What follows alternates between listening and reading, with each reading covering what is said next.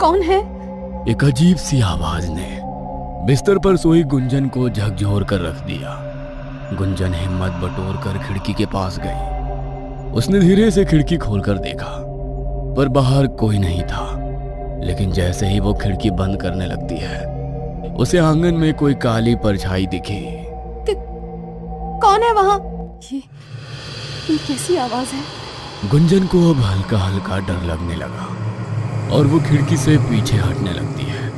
लेकिन तभी उसे ऐसा लगा कि कोई उसकी पीठ के पीछे खड़ा है। उसने तुरंत पलटकर देखा, पर वहां कोई नहीं था। माँ, माँ, माँ! गुंजन की चीखें सुनकर सारे घर वाले जाग गए और सब गुंजन के कमरे की तरफ भागे। क्या हुआ गुंजन? तू ऐसी क्यों चीख रही है? सब ठीक तो है ना? माँ, वहां कोई था। उसने मुझे देखा और रोने की आवाज, वो रोने की आवाज, वो क्या? ये क्या कह रही है तू? रुक, मुझे देखने दे। निर्मला ने गुंजन के कमरे की अच्छी तरह से छानबीन की। उसने खिड़की खोलकर बाहर देखा तो बाहर भी कोई नहीं था। कोई तो नहीं है रे, तुझे कुछ वहम हुआ है। और मैंने तुझे कितनी बार समझाया है कि रात में खिड़की बंद रखा कर, पर तू है कि सुनती ही नहीं है। नहीं माँ, मैं कह रही हूँ कोई था यहाँ। आप मेरा यकीन करो। गुंजन को इस कदर परेशान देखकर अब निर्मला को भी कुछ अजीब लग रहा था। उसने गुंजन के सर पर हाथ फेरते हुए कहा, देख गुंजन, तेरा 5वां महीना चल रहा है और प्रेगनेंसी के वक्त ऐसे वहम अक्सर होते हैं। तू डर मत। देख, हम सब यही हैं, सब ठीक है। तू सो जा। माँ, आप यहीं रुको। आप कहाँ जा रही हैं? नहीं, मैं कहीं नहीं जा रही गुंजन, तू सो जा। आज मैं यहाँ तेरे कमरे में तेरे साथ ही सोऊंगी और कल से तुझे वैसे भी डरने की जरूरत नहीं है। कल अभिजीत आ जाएगा। क्या वो वापस आ रहे हैं? हाँ, आज ही उसके बाबूजी ने उससे बात की थी। अब जब तक तुम दोनों का बच्चा इस दुनिया में नहीं आ जाता, अभिजीत यहीं तेरे साथ रहेगा।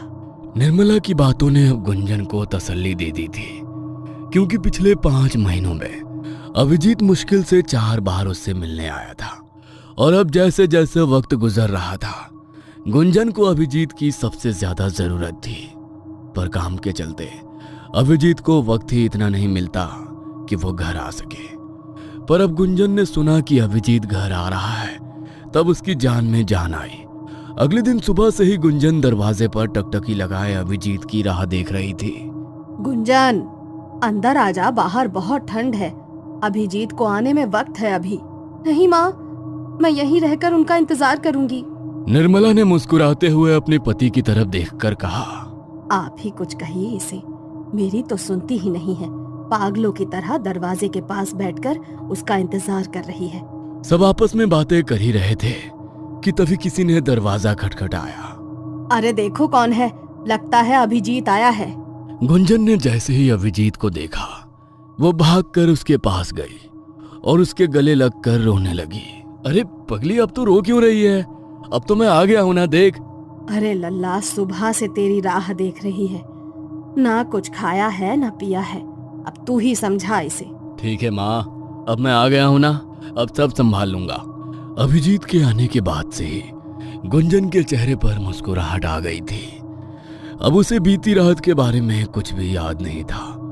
और अब सारा दिन अच्छे से बिताने के बाद फिर रात हो गई। अभिजीत और गुंजन सोने चले गए थे और रात का वही कुछ 12 बज रहा था। तभी एक आवाज से गुंजन की नींद टूट गई। कौन है? कौन है? माँ, माँ आओ ना मेरे पास। माँ। गुंजन के कानों में बार बार एक बच्चे की आवाज गूंज रही थी, जैसे वो उसे अपनी तरफ बुला रहा हो।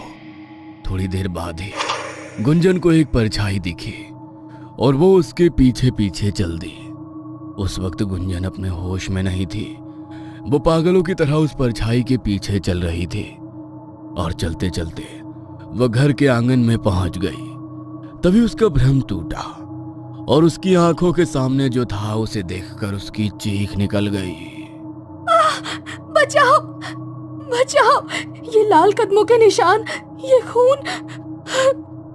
चीखते चीखते गुंजन वहीं आंगन में बेहोश होकर गिर गई। जब सारे घर वाले बाहर आए और उन्होंने इस तरह गुंजन को बेहोश पड़े देखा तो सब हैरान रह गए। गुंजन, उठो, क्या हुआ तुम्हें? उठो गुंजन। लल्ला, तू तो उसके साथ ही सोया था ना, फिर ये यहाँ कैसे?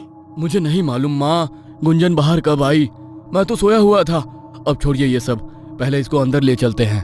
सब गुंजन को कमरे में लाकर उसे होश में लाने की कोशिश करने लगे। थोड़ी देर बाद जब गुंजन को होश आया तो फिर वो उन्हीं लाल कदमों के निशान के बारे में बात कर रही थी। वो लाल निशान, वो खून, वो बच्चा। क्या कह रही हो गुंजन? कौन सा बच्चा, कौन से कदमों के निशान? कुछ नहीं है यहाँ। और तुम इतनी रात गए आंगन में क्या करने गई थी? मैं वो बच्चा। कौन सा बच्चा गुंजन? अपने घर में कोई बच्चा नहीं है। मैं आप लोगों से कह रही हूँ ना, यहाँ एक बच्चा था और वो लाल कदमों के निशान, वो खून। रुकिए, आप सबको मुझ पर यकीन नहीं है ना? मैं अभी दिखाती हूँ। गुंजन भागी भागी आंगन की तरफ गई और जमीन की ओर इशारा करने लगी। ये देखो, यही थे वो निशान। गुंजन, कौन से निशान? यहाँ कोई निशान नहीं है। तुम्हें क्या हो गया है? क्यों ऐसी बहकी बहकी बातें कर रही हो?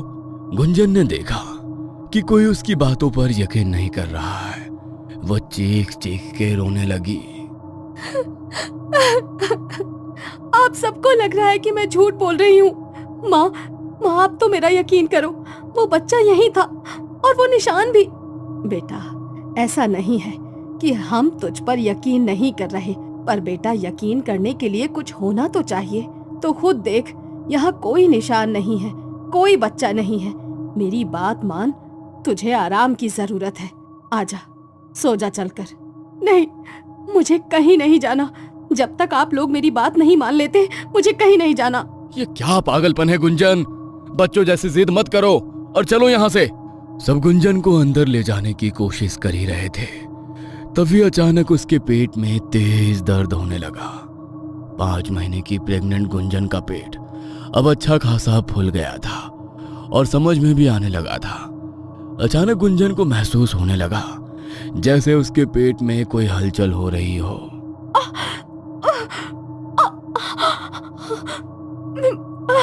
मेरा पेट। माँ, ये दर्द। देख, मैंने कहा था तुझसे, तेरी तबीयत बिगड़ जाएगी। अब बात मान ले गुंजन, अंदर चल और आराम कर। चल। निर्मला और अभिजीत जैसे तैसे गुंजन को कमरे में लाए, उसे दवाई दी और थोड़ी देर में ही गुंजन सो गई। अभिजीत बाहर आया और निर्मला से सवाल करने लगा, कब से हो रहा है ये सब? क्या बताऊं लल्ला, यही कुछ 15 दिन पहले से ही बहू ऐसी अजीब सी हरकतें कर रही है। कभी आधी रात में उठकर कहती है कोई है, कोई बच्चा है, कोई बुला रहा है, तो कभी नींद में चलते चलते छत तक चली जाती है। आपने डॉक्टर से बात की? नहीं लल्ला, 4 महीने के बाद ऐसा सब होता है गर्भवती औरतों के साथ। हमें लगा 1-2 दिन के बाद सब सही हो जाएगा, पर अब जब पानी सर के ऊपर जाने लगा तो तेरे बाबूजी ने तुझे बुलाया। आप लोग ये बात मुझे अब बता रहे हैं? ठीक है, अब जो हो गया सो हो गया, पर कल सबसे पहले हम गुंजन को डॉक्टर के पास लेकर जाएंगे। अभिजीत ने ठान लिया था कि अब वो गुंजन के साथ जो भी हो रहा है उसे ठीक करके रहेगा। उसे लग रहा था डॉक्टर के पास जाने से सब ठीक हो जाएगा, पर वो ये नहीं जानता था कि ये दलदल है। और अब सिर्फ गुंजन ही नहीं बल्कि भीलवाड़ा की हर गर्भवती औरत इस दलदल में फंस चुकी थी। कौन सा तूफान कब भीलवाड़ा पर आने वाला था, ये तो वक्त ही बताएगा। रात के हंगामे के बाद अब सुबह सब ठीक था, सब चैन की नींद में थे। तभी एक आवाज ने हर किसी की धड़कनें रोक दी। माँ, बाबूजी, अभी आओ, जल्दी आओ। ये सब देखो, ये क्या हुआ? जल्दी आओ सब, मेरा बच्चा। सब दौड़ते हुए गुंजन के कमरे में गए और उन्होंने वहां जो देखा उसे देखने के बाद सबकी आंखें फटी की फटी रह गईं। गुंजन, ये तेरे पेट को क्या हुआ? कल तक तो ये फूला हुआ था। माँ मुझे कुछ समझ नहीं आ रहा। ये सब क्या है? मेरा बच्चा। माँ मैंने कहा था आप लोगों से कुछ तो ठीक नहीं हो रहा है, पर आपने मेरी बात नहीं मानी। अब देखिए ये सब क्या हो गया। गुंजन, तुम घबराओ मत, हम अभी डॉक्टर के पास जाएंगे। तुम देखना सब ठीक होगा, हमारे बच्चे को कुछ नहीं होगा। तुम आओ, चलो मेरे साथ। निर्मला गुंजन की हालत देखकर अपना सर पकड़कर जमीन पर बैठ गई, क्योंकि जो कुछ भी हो रहा था वो कोई साधारण बात नहीं थी, या यूं कहें कि नामुमकिन है। कल तक जो गुंजन 5 महीने की प्रेग्नेंट थी, उसके पेट में उसका बच्चा था, उसका पेट फूला हुआ था। आज अचानक उसका पेट बिल्कुल नॉर्मल हो गया। भला रातों रात ऐसा कैसे हो सकता है? देखिए, आप अपनी बीवी से कहिए कि ये रोना बंद करके मुझे बताएं कि आखिर हुआ क्या है। गुंजन, शांत हो जाओ। देखो, अब हम डॉक्टर के पास आ गए हैं, सब ठीक हो जाएगा। डॉक्टर, क्या बताऊं अब? कल तक मेरे पेट में एक बच्चा था, मैं माँ बनने वाली थी, और आज देखिए मेरा पेट ये बिल्कुल नॉर्मल हो गया है। मुझे ऐसा लग रहा है जैसे अब मेरे अंदर कुछ नहीं है। आपका दिमाग खराब हो गया है क्या? कैसी पागलों जैसी बातें कर रही हैं आप? और आप इनके पति हैं ना? आप तो पढ़े लिखे हैं, आप कैसे इनकी ऐसी बातों में इनका सपोर्ट कर सकते हैं? ये हॉस्पिटल है, गांव की दाई खाना का घर नहीं, जहां ऐसी बकवास बातें हो। डॉक्टर, मेरा हाल भी कुछ ऐसा ही होता अगर मैंने सब अपनी आंखों से ना देखा होता तो। अभिजीत ने गुंजन की सारी रिपोर्ट्स डॉक्टर के सामने रख दी, और जिन्हें देखने के बाद डॉक्टर के मुंह से बस एक ही बात निकली, ये नामुमकिन है। नहीं, ये नहीं हो सकता। देखा, मैंने आपसे कहा था ना, मैं झूठ नहीं बोल रही थी, पर किसी ने मेरा यकीन नहीं किया। गुंजन का रो रो कर बुरा हाल था। उसने डॉक्टर का हाथ पकड़कर कहा, अब आप ही कुछ कर सकती हैं, आप ही मेरी मदद कर सकती हैं। देखकर बताइए ना, मेरा बच्चा ठीक तो है ना? उसे कुछ हुआ तो नहीं है? डॉक्टर को कुछ समझ में नहीं आ रहा था कि वो गुंजन से क्या कहे।